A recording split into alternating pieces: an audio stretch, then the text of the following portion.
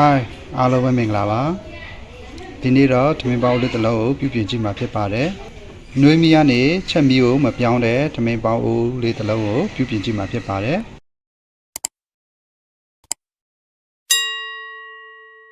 ဒီမှာထမင်းပေါင်းလေးတစ်လုံးရောက်လာပါတယ်။နှွေးမီကနေချက်မီကိုမပြောင်းဘူးလို့ပြောပါတယ်။အဲ့ဒါအထဲကိုဖွင့်ပြီးတော့စစ်ဆေးကြည့်မှာဖြစ်ပါတယ်။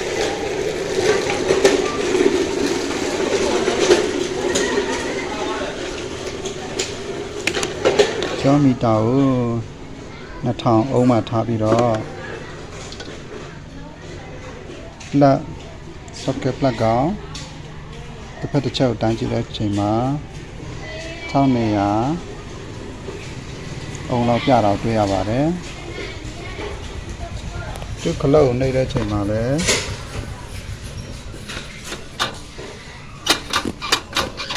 ဒီမင်းခလုတ်ကိုနှိပ်တဲ့အချိန်မှာလည်း1200ဖြစ်နေပါတယ်ကျွန်တော်ဒီဝါယာကလစ်လေးတွေကိုဖြုတ်လိုက်မှာဖြစ်ပါတယ်ဒီဝါယာကလစ်တွေကိုဖြုတ်ဖို့အတွက်ဒီမှာအပေါ်မှာဒီຢာလေးကိုဖြည့်ပြီးတော့ဖြုတ်ရမှာဖြစ်ပါတယ်ဒီအောက်ကတော့ပြုတ်ချက်လေးဖြစ်ပါတယ်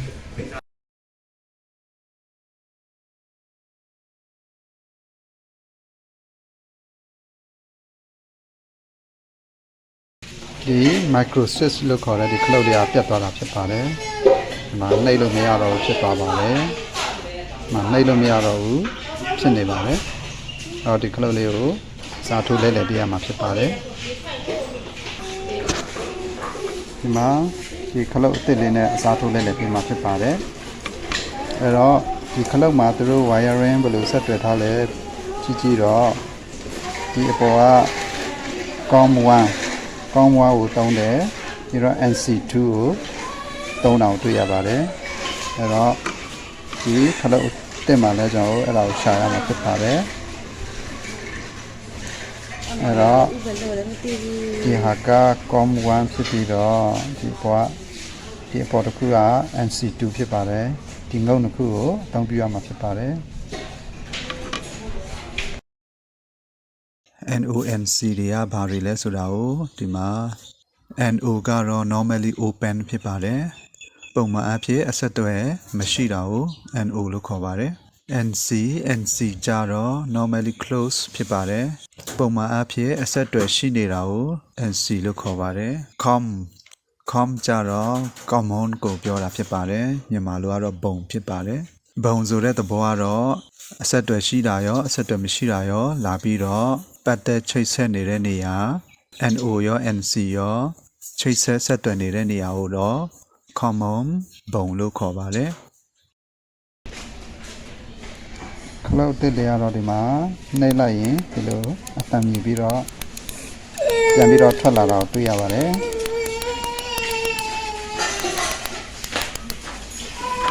ဒီခလုတ်အပြက်ကတော့နှိပ်လို့မရတော့ဖြစ်ပါတယ်ခလုတ်ကထဲဝင်သွားပြီးတော့ပြန်မထွက်လာတော့ဘူးဖြစ်ပါတယ်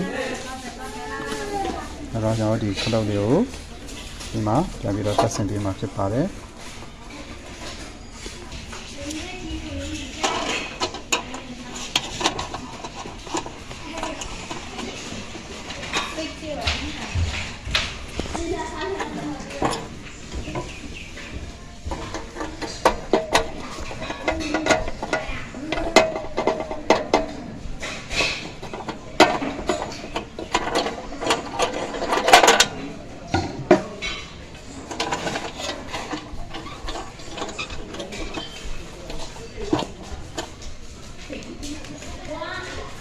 ခလုတ်လေးတက်တဲ့ခါဒီမှာအပေါက်လေးရှိပါတယ်ဒီအပေါက်လေးကိုဒီမှာဝင်အောင်ထည့်ပေးရမှာဖြစ်ပါတယ်တက်ဆင်ပေးရမှာဖြစ်ပါတယ်ပြီးဒီစကူလေးကိုပြန်ပြီးတော့ချက်ပေးရမှာဖြစ်ပါတယ်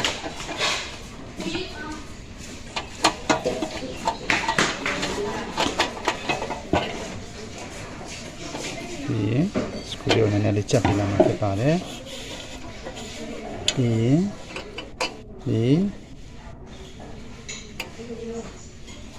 ဒီဝါယာကလစ်လေးတွေကိုပြန်ပြီးတော့တက်ဆင်ပေးမှာဖြစ်ပါတယ်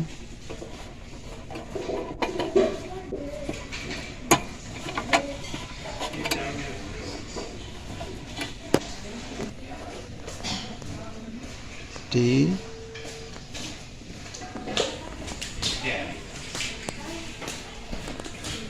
ီအပြာရောင်နဲ့အနီရောင်စားကိုတော့အောက်မှာတက်ဆင်ထားပေးပြီးဖြစ်ပါတယ်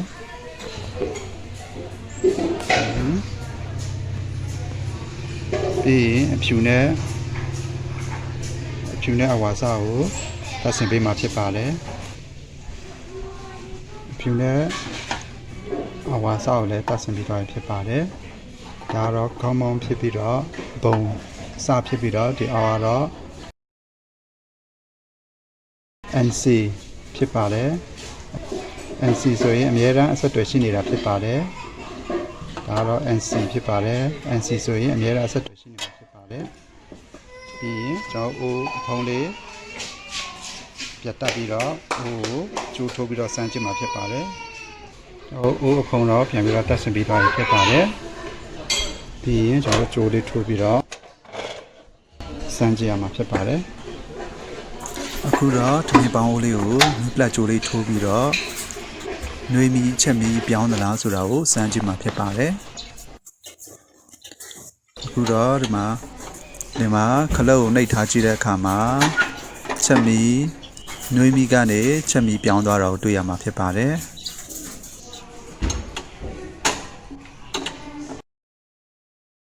အိုးပြန်မတင်လိုက်တဲ့အခါမှာနှွေးမီကိုပြန်ပြောင်းသွားတာကိုတွေ့ရမှာဖြစ်ပါတယ်နောက်တစ်ခေါက်စမ်းကြည့်မှာဖြစ်ပါတယ်။နှွေးမီကနေချက်မီကိုပြောင်းသွားပါတယ်။ပြီးအိုးမတင်လိုက်တဲ့အခါမှာနှွေးမီကိုပြန်ပြီးတော့ပြောင်းသွားတာဖြစ်ပါတယ်။အခုတော့အိုးကနှွေးမီကနေချက်မီကိုပြောင်းပြီးတော့ချက်မီကနေနှွေးမီကိုပြန်ပြီးတော့ပြောင်းသွားပြီဖြစ်ပါတယ်။အားလုံးအဆင်ပြေသွားပြီဖြစ်ပါတယ်။အခုတော့ယူရီးယားထမင်းအပေါင်းအိုးတွေမှာပါတယ်အစိပ်ပိုင်းလေးတွေရဲ့သူ့ရဲ့ဝါယာကြိုးဆက်တွယ်ပုံတွေကိုအနည်းငယ်ရှင်းပြမှာဖြစ်ပါတယ်ဒီအပေါ်ဆုံးကဒီအဝါရောင်ဝါယာဒီအပေါ်ဆုံးကဒီအဝါရောင်ဝါယာကျူဒီမှာ3ပင်ဆက်ထားတော့တွေ့ရမှာဖြစ်ပါတယ်အဝါရောင်2ပင်ရဲ့ပြာရောင်1ပင်ရဲ့ဒီမှာဆက်ထားတာဖြစ်ပါတယ်ဒါဒီအဝါရောင်ကျူကချက်မီးနဲ့ဆက်တွယ်ထားတာဖြစ်ပါတယ်ပြီးတော့ဒီ limit switch ရဲ့ပုံအစကိုလည်းဆက်တွယ်ထားတာကိုတွေ့ရမှာဖြစ်ပါတယ်ပြီးရင်ဘယ်ကိုသွားလဲဆိုရင်ဒီမှာပလက်ပေါက်ကိုသွားတာဖြစ်ပါတယ်ဒါကတော့ချက်မီးအပိုင်းဖြစ်ပါတယ်ဒီအနီရောင်ဒီအောက်ကအနီရောင်လေးကတော့ဒါနှွေးမီးဖြစ်ပါတယ်ဒါနှွေးမီးကိုသွားတဲ့ဝါယာကြိုးအနီရောင်လေးဖြစ်ပါတယ်သူကဒီမှာ limit switch ကိုလာတယ် limit switch ရဲ့ NC အမြဲတမ်းအဆက်အသွယ်ရှိနေတဲ့ NC ကိုလာတာဖြစ်ပါတယ်ပြီးရင်ဘယ်ကိုဆက်သွားလဲဆိုရင်ဒီမှာအပူကွန်ရဲ့ထိတ်တစောက်ကိုဝင်သွားတာကိုတွေ့ရမှာဖြစ်ပါတယ်ဒါတော့နှွေးမီရဲ့ဝါယာကြိုးဆက်တွယ်တဲ့ပုံဖြစ်ပါတယ်မီဒီကိုသွားမယ် limit switch ကိုလာမယ်ပြီးရင်အပူကွန်ရဲ့ထိတ်တစောက်ကိုဝင်သွားမှာဖြစ်ပါတယ်ဒီဟာလေးကတော့ limit switch လေးဖြစ်ပါတယ်အဓိကကတော့သူကချက်မီးနဲ့နှွေးမီကိုပြောင်းပေးတဲ့ခလုတ်ဖြစ်ပါတယ်ဒီဟာလေးကျတော့အနှွေးကွန်လေးဖြစ်ပါတယ်သမင်းရေဆူပြီးတော့အရေခမ်းခါနေအချိန်မှာ